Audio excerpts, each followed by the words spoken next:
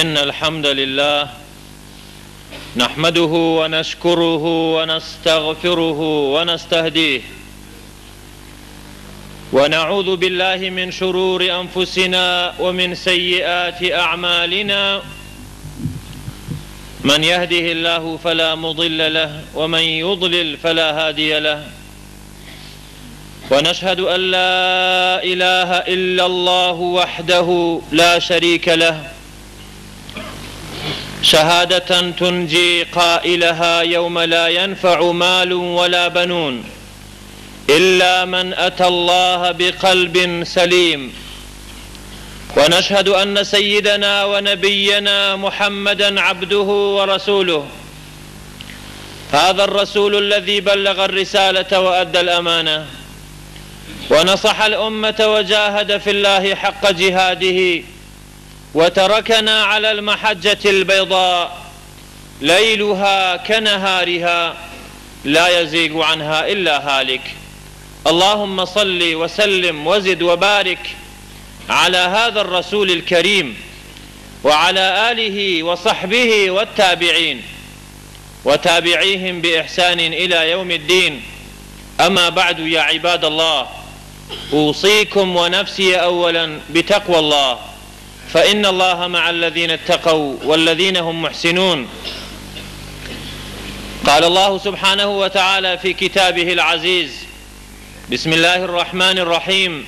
يا أيها الناس اتقوا ربكم الذي خلقكم من نفس واحدة وخلق منها زوجها وبث منهما رجالا كثيرا ونساء واتقوا الله الذي تساءلون به والأرحام إن الله كان عليكم رقيبا سپاس و استایش بۆ خوای پەروەردگار درود و سەلام بارانی ڕەحمەت بۆ سەرجانی پاچی پێغەمبەرمان محەممەد و بۆ سەرجانی شوێن کەوتوانی لە ئوممەتەکەی هەتا ڕۆژی قیامەت خۆشەویستەکان ئیماندارانی بەڕێز یەکێک لەو گوناهە گەورانەی کە ئینسانی موسڵمان پێی دەچێتە جەهەنەم پێی خەجاڵەتی دنیا و قیامەت دەبێت پێی مەحروم دەبێت لە بەهەشتا جا یا بە ئەبەدی یا تا ئەو کاتەی خوا دەیەوێت جەلە جەلالوه یەکێک لەو گوناهە گەورانەی کە ئینسان ماڵی پێوێران دەبێ بریتیە لە کوشتنی بەناحەق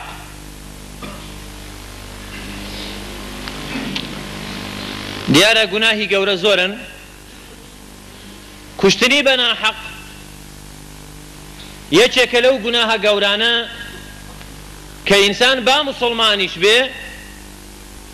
با نوێژکەر و ڕۆژ و گریش بێ با ئەهلی جومعە و جەماعاتیش بێ با حەجی ماڵی خواشی کرد بێ بەڵام بەهۆی ئەو گوناهەوە دەچێتە جەهەنەم بەڵێ زۆرن ئەوانەی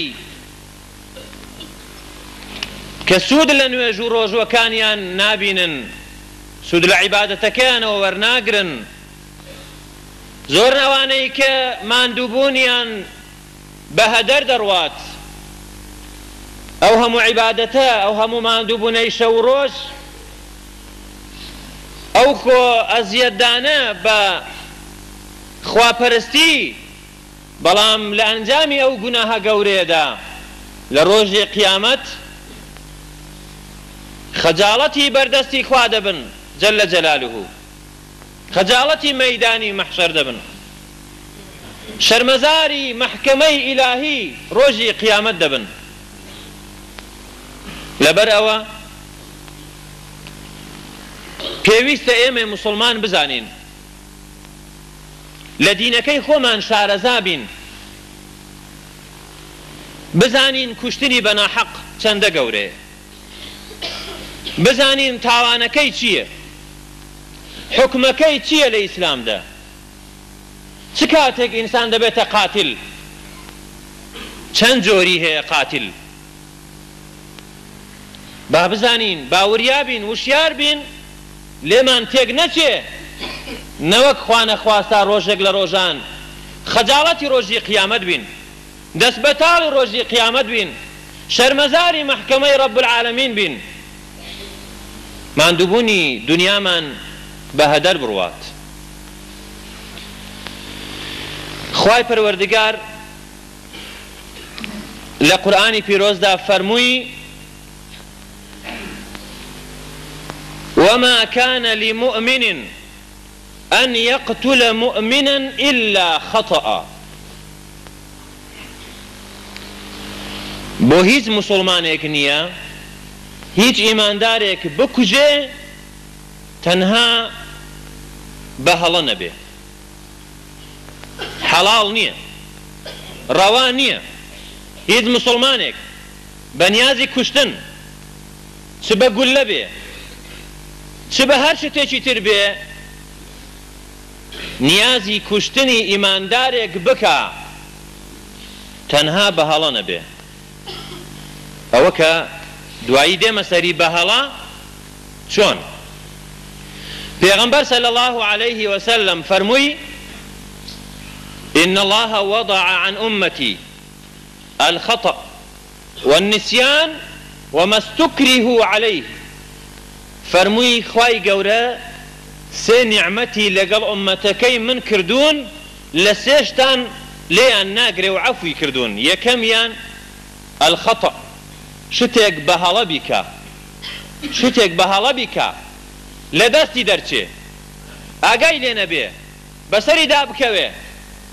ئەوە بە هەڵێ. والنسیان، لە بیری بچێ،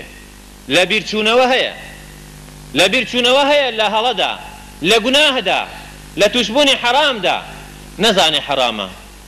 یا لە بیری چووبەوە، لە بیرچوونەوە هەیە. ئەوە دوو. سێهەمیان وەمە استوکریه عەلەیه، شتێک بە زۆر پێ بکەن، تۆبزیل لێ بکەن، جەبرید لێ بکەن، ئەو کاتەش خوای پەروەردگار لێت ناگرێ ئەگەر دەسەڵاتی دەرچوونت نەبوو، ڕزگاربوونت نەبوو. بەڵێ خۆشەویستەکانم، سێشت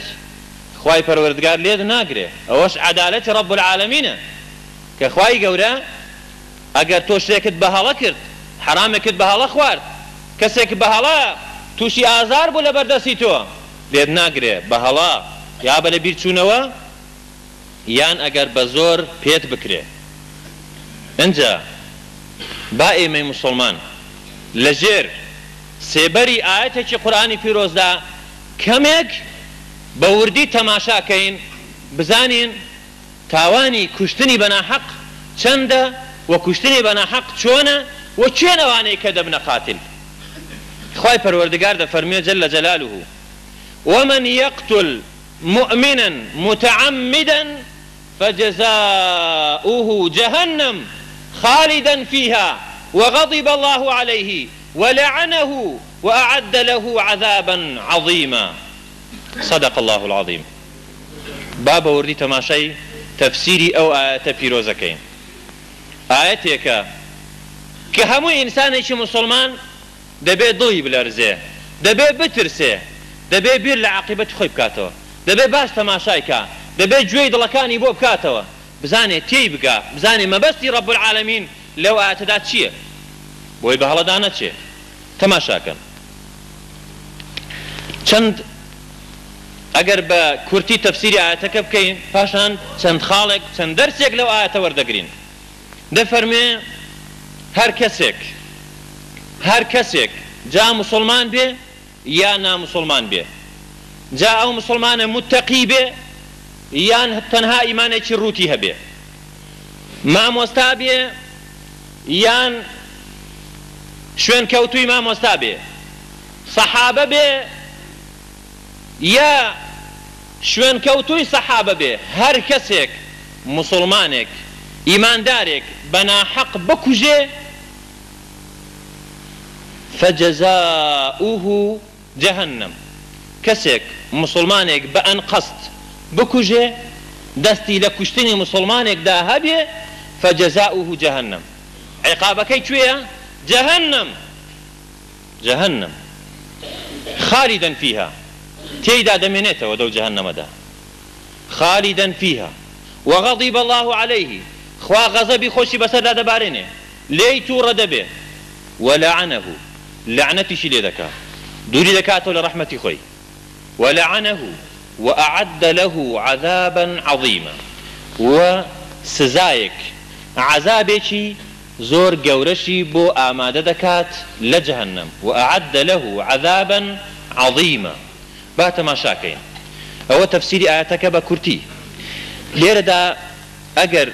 بدي قد ما شاكين خوش بستكانم لا تند وشيك دا درسي زور قورا وردقلين يكم يان فرمي ومن هر كسيك بي اگر کچی پیغمبری صلی الله علیه و سلم تاوانه چی بکا بۆیە ناڵێن کوڕی پێغەمبەری عەلەیهی سەڵات وەسەلام چونکە کوڕی گەورەی نەبووە بەڵام پێغەمبەر عەلەیهی سەڵات وەسەلام بە فاتیمەی کچی فەرمووی پشت بە من مەبەستە بۆ ڕۆژی قیامەت فاتیمە بۆ خۆت کار بکە من لە هانات نایم لە ڕۆژی قیامەت ئەگەر بۆ خۆت کردەوەی باشت نەبوو بێ فەرمووی لو أن فاطمة بنت محمد سرقت لقطع محمد يدها لدنياش اگر فاطمه كتي پیغمبر صلى الله عليه وسلم كخوشويستي پیغمبر بوا عليه الصلاة والسلام دزي بكا پیغمبر دستي دبره شفاعتي پیغمبر صلى الله عليه وسلم بو حرام نية دفاع لحرام ناكا بالك تي خوشي دابه دفاع لحرام ناكا لبر اوي هر کسێک بێ خوای گەورە لێرەی بە نەکیرەی هێناوە من واتە هەر کەسێک یەقتول بکوژێ ببێ بە سەبەبی کوشتنی کەسێک مؤمنن ئیماندارێک تەماشاکەن نەیفەرموو مؤمنن متەقیەن نەیفەرموو ئیماندارێکی بە تەقوا نەیفەرموو عالیمەن نەیفەرموو مجاهیدەن فەرمووی مؤمنن ئیماندارێک جا ئیمان قابلی بەرزیە قابلی نزمیە دەکرێ بڵێین کەسێکی ئیماندار ئیمانی زۆر بەرزە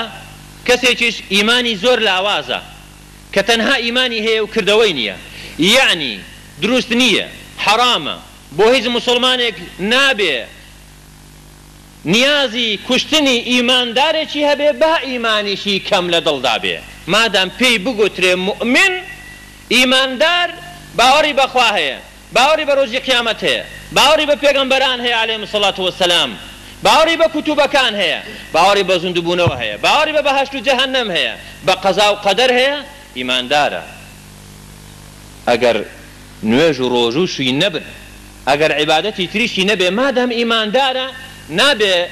بیکوژی ومن يقتل مؤمنا متعمدا تەماشاکەن ئەو جارە دين درسي سيم تماشاكا لمتعمدا بأن قصد بكجي زانایان دەفەرمون سێ نەوع کوشتن هەیە هەندێکیان دەفەرمون دوو نەوع هەیە ئەوانەی کە ئەفەرمون دوو نەوع هەیە دەفەرمن کوشتنی بە ئەن قەست هەیە کە کەسێک بە مەبەستی کوشتن بە شتێک کە پێی دەکوژرێ نیازی کوشتنی کەسێکی هەبێ جا چ بە سیلاح لێ بدا بە شمشێر لێ بدا بە چەقۆ لێ بدا بە ئاگر بیسووتێنێ یان بەردێکی گەورەی لێ بدا ئەوە بە شتێکی وا کە غاڵب وایە بەو شتە ئەو ئینسانە دەمرێ ئەوە پێدەگوترێ قەتلی عەمد بە ئەن قەست لێی داوە بە نیازی کوشتن لێی داوە بە شتێک کە پێی دەکوژرێ ئەوە عەمدە وافەرمون خەتە هەیە خەتە ئەوەیە تۆ نیازت وایە کە شتێکت کردۆتە هەدەفی خۆت جا ئەگەر گولە بێ ئەگەر تیرێک بێ دەیهاوێ ئەگەر بەردێک بێ دەیهاوێ چەقۆیەک بێ دەیهاوێ بەڵام لە پشتەوە نازانی کەسێک لەوەیە پیاوێک لەوەیە ئافرەتێک لەوەیە یەکسەر لە هەدەفەکەی خۆت دەبووری دەچێت لە پشتەوە و ئینسانێک دەکەوێت ئینسانەکە دەکوژێت تۆ ئاگار دێنی ئەو ئینسانە لەوەیە تۆ لەویت نەگرت بوو بەڵام وەوی کات ئەوە پێی دەگوترێ هەڵا ئەوە دیارەوەکو باسمان کرد خوای پەروەردگار نایکا بە قاتل ئەو ئینسانە بەڵام دەبێ هەم کەفارەت بدا و هەم خوێنیش بدا زانان هەندێکیان فەرموویانە قسمێکی تریش هەیە ئەویش پێدەگوترێ عەمد الخەطأ یان شبه عەمد ئەوەیان کە کەسێک بە گۆچانێک یا بە بەردێک بە دارێک یا بە دەست لە ئینسانێک بدا بەڵام ئەو ئینسانە بمرێ بە مەبەستی مردنی لێ نەدابوو بەڵام بمرێ ئەوەش هەیە بەڵام دیارە هەندێک دەفەرمون تەنها دووە یا بە ئەنقەستە یان بە هەڵەیە جا هەر چۆنێک بێ ئێمە باسی کوشتنی بە ئەنقەست دەکەین کەسێک بکوژێ موسڵمان بێ و بە ئەنقەست بێ ئەوە کەفارەتی لەسەر نییە بەڵکو چی لەسەرە عەزابی جەهەنەمی بۆ ئامادەکراوە ئەگەر زانایان دەفەرمون ئەگەر ئەو موسڵمانە پێی لە دین دەرنەچوو بایە کەفارەتی بۆ دیاری دەکرا جا بۆیە هەندێک دەفەرمون پێی کافر دەبێ بۆ خوای پەروەردگار فەرمووی خالداً فيها فجزاؤه جهنم خالداً فيها جا تەماشاکەن جەزای چییە ئەو ئینسانە کە کەسێک دەکوژێ جەزای چییە یەکەمیان دەفەرمێ فجزاؤه جهنم شوێنەکەی جەهەنەمە چ جەهەنەمێک ذات لەهەب جەهەنەمێک کە بڵێ سەدارە جەهەنەمێک کە لەو ڕۆژەوە خوا خەڵقی کردووە دەست و تێو گەرم دەبێت جەهەنەمێک کە ئینسان لە دنیا کە ناوی دێت ئینسانی مسلمان لێی دەترسێ ئینسان ئەوەندە بێ ئاگا بێ ئەوەندە نەفام بێ بە ئاسانی خۆی تووشی ئەو جەهەنەمە بکە بەهۆی قەتلێکەوە فجزاؤه جهنم عقوبەی ئەو ئینسانە کە قەتڵی بە ئەنقەستی کردووە جەهەنەمە جا نەک هەر جەهەنەم با تەماشاکەین دووەمیان عقوبەی قەتڵ زۆر گەورەیە خوای پەروەردگار بە 5 دەرەجە عقوبەی قەتڵی داناوە بە 5 دەرەجە یەکەمیان دەیبات بۆ جەهەنەم دووەمیان ئەفەرمێ خالداً فيها تێیدا دەمێنێتەوە بە ئەبەدی لەسەر ڕێی هەندێک لە زانایان کە وەختێک ئەو ئینسانە کەسێک دەکوژێ بە حەڵاڵی بزانێ کەسێک دەکوژێ بە ڕەوای بزانێ بە حەڵاڵی بزانێ پێی وا بێ دروستە ئەو مسڵمانە بکوژی پێی وا بێ دروستە ئەو مسڵمانە لەسەر ئەرز نەمینێ ئەوە پێی دەگوترێ کافر چونکە بە حەڵاڵی زانیوە هەر کەسێک کوشتنی مسڵمانێک بە حەڵاڵ بزانێ پێی کافر دەبێت لە دین دەچێتە دەرەوە هیچ پەیوەندی بە دینی محەممەدەوە نامینێ صلی الله عليه وسلم پێشی دەچێتە جەهەنەم خالداً فيها تێیدا دەمێنێتەوە خالداً یعنی بە ئەبەدی و هەندێکیش لە زانایان دەفەرمون مادام بە حەڵاڵی نازانێ بە زوڵمی دەزانێ بەڵام دەشی کوژێ بە نەفسی خۆی ناوێرێ یا شەیطان فێڵی لێ دەکا ئەوە ماوەیەکی زۆر دەمێنێتەوە لە جەهەنەم خالداً واتە ماوەیەکی زۆر دەمێنێتەوە خالداً فيها ئەوە دوو سێمیان دەفەرمێ وغضب الله عليه پاش ئەوەی کە دەچێتە جەهەنەم پاش ئەوەی کە تێیدا دەمێنێتەوە وغضب الله عليه خوای پەروەردگاریش غەزەبی خۆی بەسەردا دەبارێنێ خوای گەورە غەزەبی خۆی لێ دەگرێ لێی تووڕە دەبێ ئینسانێکیش خوا لێی تووڕە ببێ عەزابی دەدا بە جەهەنەم بە ئاگرێک کە خۆی دروستی کردووە ئامادەی کردووە ئەگە بڕێک بێنە پێشەوە ڕەحمەتان لەبێ گەر مەجال هەیە دیارە خوای پەروەردگار عقوبەی قەتڵی داناوە بە شێوەیەک کە ئینسان خۆی لێ دوورکاتەوە لێی بترسێ پێش ئەوەی کە تووشی بێ حیساب بۆ ڕۆژی قیامەت بۆ مستەقبەلی خۆی بکە بۆیە دەفەرمێ فجزاؤه جهنم یەکەم جار جەهەنەمە دەیبا بۆ جەهەنەم پاشان پێی دەفەرمێ خالداً فيها تێیدا دەمێنێتەوە لە جەهەنەم و پاشان دەفەرمێ وغضب الله عليه خوای گەورە غەزەبیشی لێ دەگرێ ئەو جار چوارەمینیش دەفەرمێ وەلعنەه لعنەتیشی لێ دەکات لعنەت لێکردن یعنی چی یعنی دەرکردن چۆن خوای پەروەردگار شەیطانی دەرکردووە کاتی خۆی کە سەجدەی بۆ ئادەم نەبردووە ئاواش ئەو ئینسانە دەردەکا لەژێر ڕەحمەتی خۆی دەری دەکا دووری دەکاتەوە لە ڕەحمەتی خۆی بە چاوی ڕەحمەت تەماشای ناکا لە محکەمەی ڕۆژی قیامەتە غەزەبی خۆی لێ دەگرێت لعنەتی لێ دەکا وەلعنەه ئەوە چوارەم پێنجەمینیشان دەفەرمێ وأعد له عذابا عظيما لە جەهەنەمە عەزابێکی گەورەی بۆ ئامادە کردووە تەماشاکەن کەسێک بە ئەنقەست بکوژێ جەهەنەم تێیدا دەمێنێتەوە پاشان غەزەبی خۆی لێ دەگرێ پاشان لعنەتی لێ دەکا پاشانیش عەزابێکی بە ئێشی لە جەهەنەم بۆ ئامادە کردووە خۆشەویستەکانە بۆچی بۆ عقوبەی قەتڵ ئەوەندە گەورەیە چونکە ئینسان مەخلوقێکی بەڕێزە لای خوای پەروەردگار خوای پەروەردگار دەفەرمێ وەلەقەد کەڕەمنا بەنی ئادەم ئێمە ڕێزمان لەنەوەی ئادەم گرتووە وحملناه في البر والبحر ورزقناهم من الطيبات وفضلناهم على كثير ممن خلق تفضيلا رزما لنا بسر هم مخلوقاتي تردار رزما لنا وفضلناهم على كثير ممن خلقنا تفضيلا خوش ويستكانم يارا خواهي پروردگار كرزي لعبدي خوي ناوه هر عبدي خوي رازي نبي بأنقص بظلم بعدوان بناحق او مسلمانا او عبدي خوا بكوجي كإيمان دارا بناحق او جهنم واماده كردوا نكهر جهنم بلكو او سلسلة عذابيك باسم كردن بله ديارة پیغمبرش ده فرمي صلى الله عليه وسلم لقتل مؤمن اعظم عند الله من زوال الدنيا افرمي كشتني مسلمان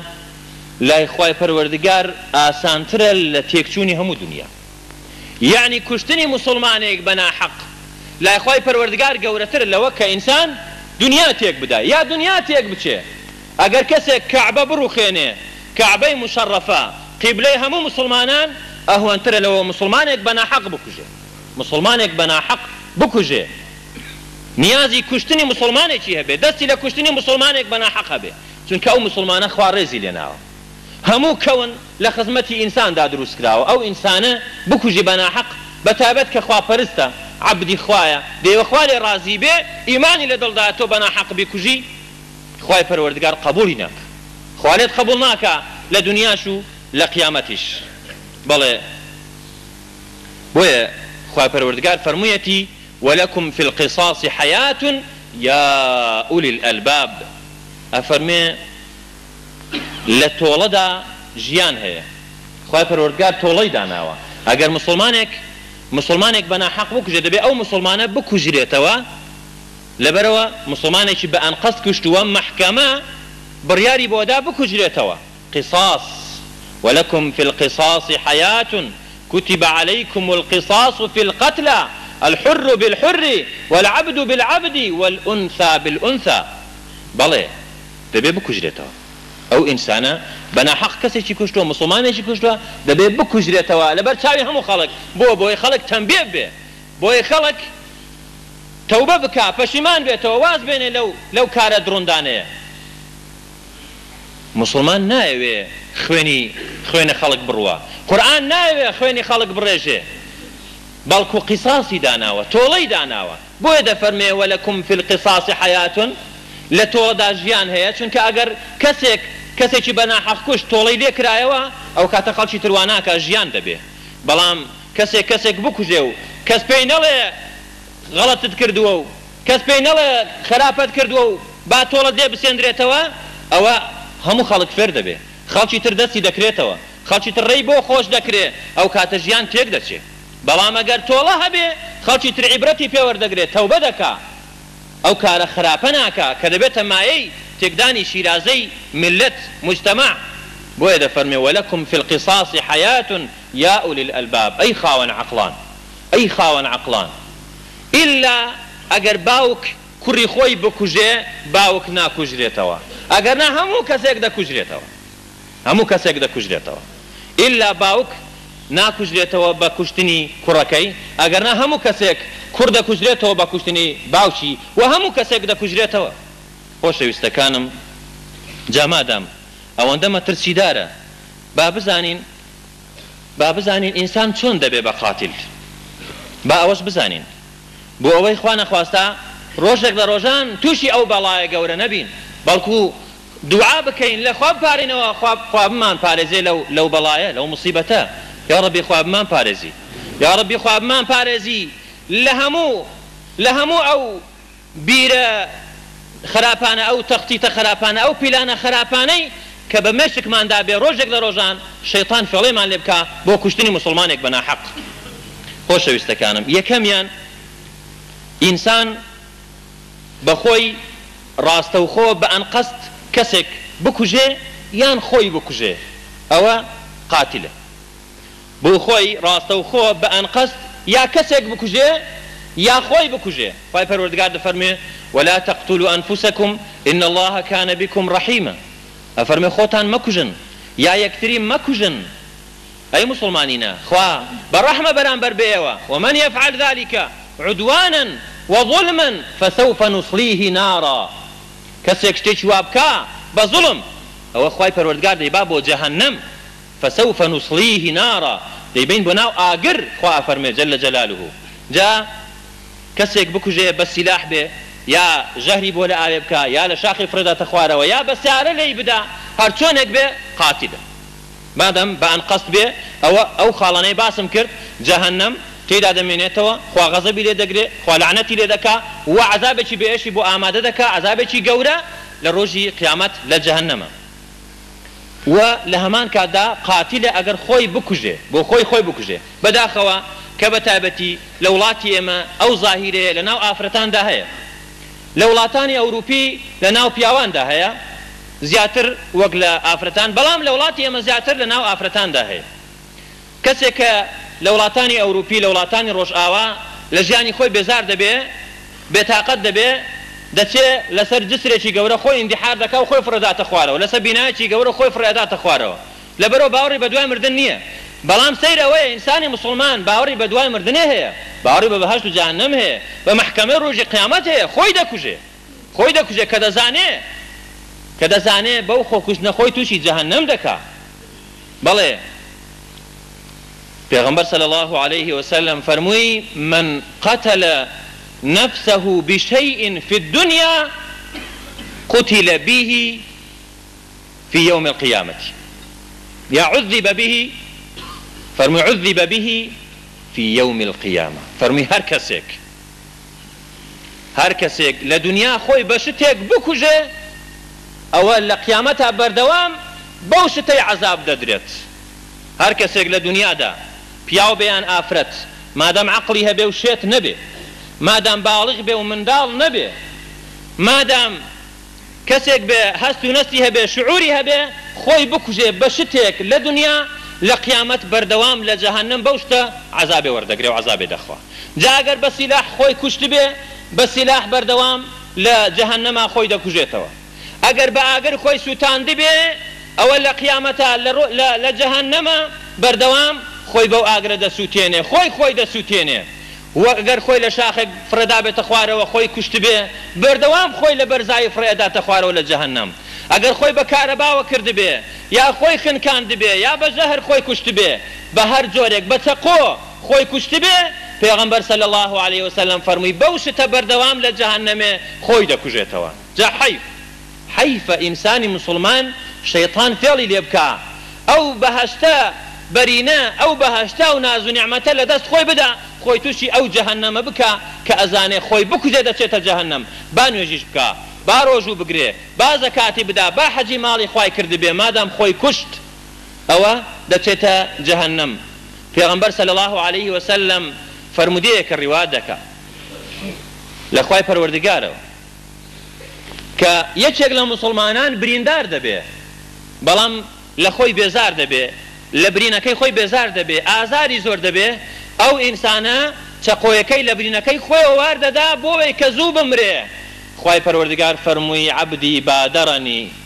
فرموي عبدي من پلي كرت رانا وستا لسر من حرمت عليه الجنة فرموي بهاشتم لسر حرام كرت بلو خوي كشتوا با مسلمانيش بي با ايمان داريش بي بلام خو كشتن آواي انزامو برهمكي جا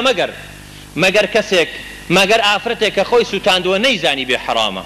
نيزاني بي وقناه وتاوانا او ان شاء الله خواي پروردگار عفوي دكا اما اگر بزاني حرامه وكجويد لي دبي دزاني حرامه دبي خوتي لبارزي دبي خوتي لي دوركيوا وواجبي امي امتي اسلاما اوي كمن لي رديلن كقصي پیغمبر صلى الله عليه وسلم دبي هموتان بو خلق بلن كجويان لينيا كنايزانن تبليغي امتكن بل بلغوا عني ولو آية پیغمبر صلى الله عليه وسلم فرموي تبليغي امتكن با كلمه تشبه با آية تشبه ملن اما ملانين شتێک کە دەزانی حرامە گوێت لێ بۆ حەقا کەسێک ڕایگەیاندووە تۆش ڕایگەێنە خێرت دەگاتێ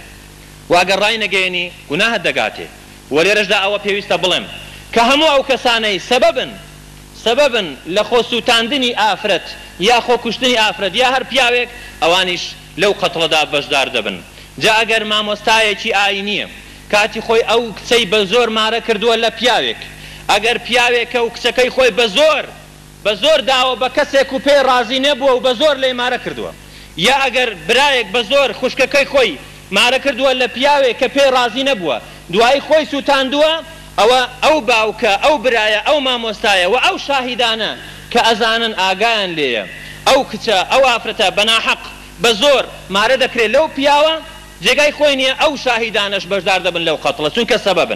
چونکە سەبەبن دەبێ ئاگادار بن ئەو شتە زۆر گەورەیە. ئەو مامۆستایی کە مارەی دەکا بزانێ مشکلەی تێدا نییە، ئەو پیاوە کە کچەکەی خۆی ئەداتێ هەر هەوا و ئارەزووی خۆی نەوێ، هەوا و ئارەزووی کوڕەکەی نەوێ کە کچی بۆ دێنێ و ئافرەتێکی بۆ دێنێ، بەڵکو دەبێ مەبەستی ڕەزابوونی کچەکەش بێ، شوێنی بۆ کچەکەش باش ئامادە بکە هەروەکو چۆن بۆ کوڕەکەی شوێنی باشی دەوێ. لەبەرەوە باوک دایک برا خزم و کەس شاهیدەکان مامۆستا ئەگەر قسووریان هەبێ لە بەشودانی ئافرەتەکە وەختێک کە خۆی دەسووتێنێ ئەوانیش دەبنە سەبەبن لەو قەتڵە،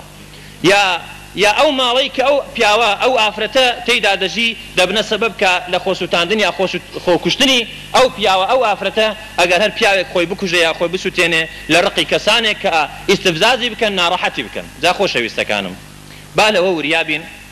نەخۆمان بکوژین نە خەڵکیش بە ناحەق بکوژین، چونکە بەهەشتمان لێ حەرام دەبێ و تووشی جەهەنەم دەبین. ئەوە خاڵی یەکەم. خاڵی دووەمینیشیان ئەگەر ئینسان لەگەڵ کۆمەڵێکدا بوو بە یەکەوە هەوڵیاندا کەسێک بکوژن، هەمویان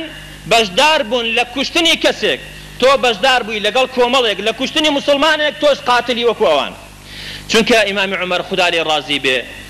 بڕیاریدا حەوت کەس یا 5 کەسن،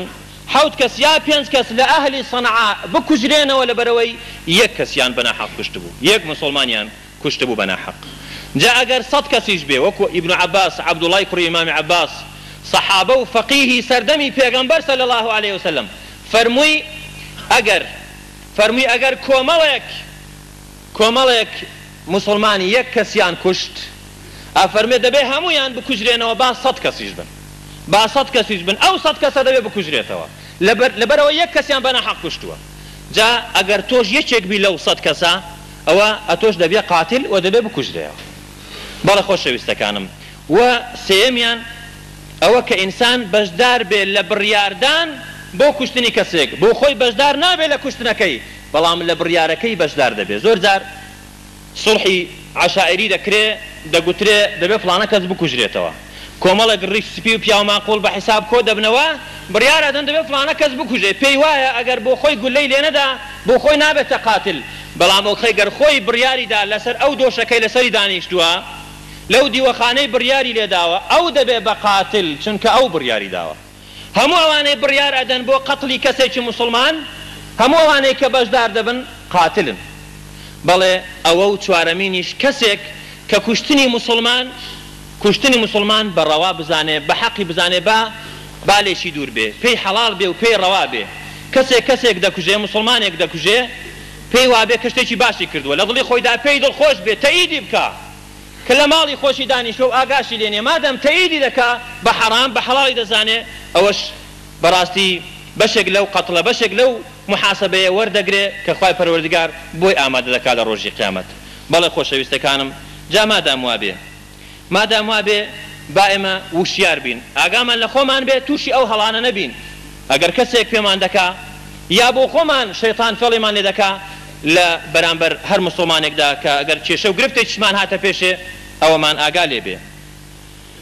و لە کۆتاییدا دەڵێم تەنها لە 4 حاڵاندا دروستە ئینسان بکوژرێتەوە. حاڵی یەکەمیان وەکو پێغەمبەر صلی الله علیه وسلم فەرمووی لا يحل قتل امرئ مسلم إلا بإحدى 3. فەرمووی مسلمان کوشتنی حەڵاڵ نیە تەنها لەو 3 حاڵەتانەدا نەبێ. یەکەمیان کوفر بعد ئیمان، کەسێک لە دوای ئیمان کافر بوو ئەوە مرتدە دەبێ بکوژرێتەوە. ئەوەش قازی شەرعی بڕیاری بۆدا، چونکە پێغەمبەر عەلەیهی سڵات وسەلام فەرمووی هەر کەسێک لە دینی خۆی هەڵگەڕاوە بیکوژن، هەر کەسێک لە دینی ئیسلام هەڵگەڕایەوە مرتد بوو ئەوە دەبێ بکوژرێتەوە. ئەوە یەک خوێنی حەڵاڵە. دووەمیان وەزینەن بعد إحصان كسك زنا بكا دواي أويك ژنی هێناوە دوای ئەوەی کە ئافرەتێکی مارە بڕیوە و لە لای ماوەتەوە واتە ئەو پیاوە کە ژنی هێناوە لەگەڵ ئەو ژنەدا بووە ژنی بە حەڵاڵی مارە کردووە لەگەڵی دابووە جا ئەگەر منداڵی هەبن یان نەیبن گرنگ ئەوەیە مادام نیکاحی حەڵاڵی لە ئافرەتێک بووە لەگەڵ ئافرەتەکەیدا بووە پاشان لە غەیری ئەو ئافرەتە زینا بکە ئەو پیاوە لەگەڵ غەیری ئەو ئافرەتە ئەوە دەبێت بکوژرێتەوە ڕەجم بکرێت وسيمينشان فرموي وقتل نفس بغير حق ظلما وعدوانا كسك مسلمانك بكجي بنا حق بظلم اوش دبي بكجري توش قصاصي بودان دراوا للدنيا ولا قيامتش لا اويك باسم كرت وكو زانان فرموي انا كسيچيش دبي بكجري وقتك ديت ديوي مالد لداجركا يا تعرض عرض ناموسك يان دەیەوێت بتکوژێ تۆ دیفاع لە خۆت دەکەی ئەو دەکوژی با مسلمانیش بێ بەڵام مادام ئینزارت دایە مادام خۆت پاراز لە کوشتنەکەی مادام ئەو وازی لێ نەهێناوی تۆ ئەوت کوشت ئەو کاتە ئەوەش حاڵەتێکی تایبەتە کە هەموو زانان فەرموویانە حەقی دیفاع لە خۆکردنت هەیە کۆتایی وتارەکەم بە فەرمودەیەکی پێغەمبەر دێنم عليه الصلاة والسلام دەفەرموێ من أعان على قتل مسلم ولو بشطر كلمة لقي الله وهو مكتوب بين عينيه آيس من رحمة الله أفرمي هر كسك هاوكاري كسك يا هاوكاري كومالك بكا بو كشتني مسلمانك بنا حق باب بشيكي كلمة بنا فرمي بكلمة أفرمي ببش كلمة بشداري بكا لكشتني مسلمانك بنا حق أولا روج قيامتا ديتن لنيوتاواني نسراوة آيس من رحمة الله بێبەشە لە ڕەحمەتی خوای پەروەردگار واتە دەردەکرێ لەژێر ڕەحمەتی خوای پەروەردگار و هەر کەسێکیش وەکو لە وتاری جومعە ڕابردوو باسم کرد هەر کەسێکیش ڕەحمەتی خوای پەروەردگاری لەگەڵدا نەبێ ناچێتە باش جا ئەو کەسەی کە بەشدار دەبێ لە کوشتنی کەسێک دەبێ بزانێت کە بەهەشتی لێ حرام دەکرێ و جەهەنەمی بۆ خۆی مسۆگەر کردووە جا باوشیار بین ئێمە مسلمان با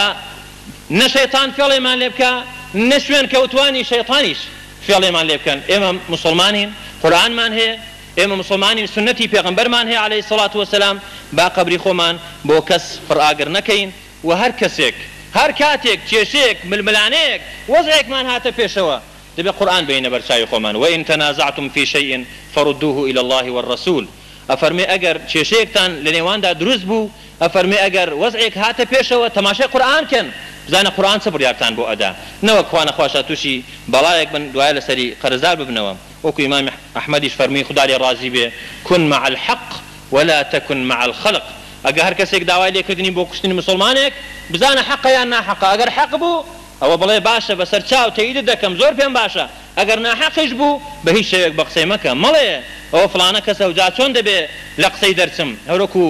برای قسەیەکی بۆ جەڕامەوە کە یەکێک لە براگەورەکانی تەکلیفیان لێ کردووە بۆ کوشتنی مسلمانێک ئەو مسلمانەش پێی گوتو بەو کەسە ئایا قسەی خواد لەلا گەورەترە جەلە جەلالوه یا قسەی براگەورەکەت ئەویش گوتوێتی قسەی خوام لەلا گەورەترە جەلە جەلالوه ئەی گوتی باشە ئەوە فڵانە کەس پێت دەڵێ بڕۆ فڵانە کەسی بکوژە دەشزانی ناحەقە دەشزانی زوڵمە و خدای پەروەردگاریش حرامی کردووە و لێی حرام کردووی کوشتنی ئەو ئینسانە ئەو مسلمانە چونکە ئیماندارە لێرە خوا فەرمێ مەچۆ ئەتۆش دەڵێ براگەورەکەم دەڵێ بیکوژە بە قسەی کامیان دەکەی بە قسەی خوا دەکەی جەلە جەلالوه یا بە قسەی براگەورەکەت ئەویش لە وەڵامدا گوتوێتی جا براگەورەمە و ناتوانم لە قسەی دەرچم مەجبورم بە قسەی بکەم ئەوە وەڵامی کەسێکە کە ئیمانی زۆر لاوازە ئەوە ئیمانی کەسێکە وەڵامی کەسێکە کە بە شەیطان ناوێرێ کە بە نەفسی خۆی ناوێرێ کە جەهەنەم بۆ خۆی مسۆگەر دەکات کە بیر لە عاقبەتی خۆی ناکاتەوە جا با ئێمە وشیار بین ئەو کەسەی کە دەکوژرێ بە ناحەق لە ڕۆژی قیامەتێ بەجلی خوێناوی لە مەیدانی مەحشەر ڕاوەستاوە